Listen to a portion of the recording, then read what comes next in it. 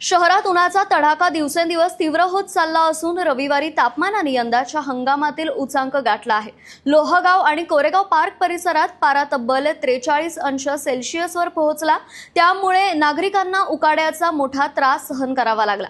April महिन्यात याआधीही 4 वेळा तापमान 43 अंशांपर्यंत पोहोचले होते।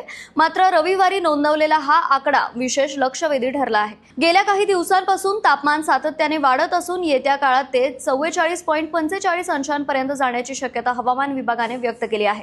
एप्रिलचे उरलेले दिवस आणि संपूर्ण मे महिना लक्षात घेता उष्णतेची तीव्रता आणखी वाढण्याची भीती व्यक्त केली जात आहे।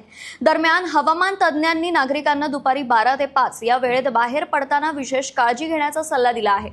टोपी, गॉगल आणि पाण्याची बाटली सोबत ठेवावी, तसेच उन्हात जास्त वेळ न थांबता मधून विश्रांती घ्यावी असे आवाहन करण्यात आले आहे। तज्ज्ञांच्या मते शहरातील वाढते तापमान हे वाहनांचे प्रदूषण, सिमेंटचे रस्ते, उंच इमारती आणि दाट वस्ती यामुळे वाढत आहेत। विशेषतः लोहगाव आणि कोरेगाव पार्क हे भाग हीट अलर्ट म्हणजेच उष्णतेची बेटे बनले आहेत, जिथे कॉन्क्रीट आणि काचेच्या इमारतींमुळे उष्णता परिसरातच अडकून राहते।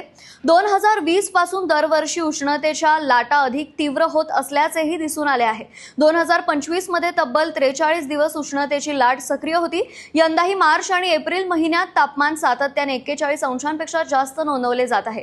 एकूणच वाढत्या उष्णतेच्या पार्श्वभूमीवर नागरिकांनी आपल्या आरोग्याची विशेष काळजी घेणे अत्यंत गरजेचे झाले आहे।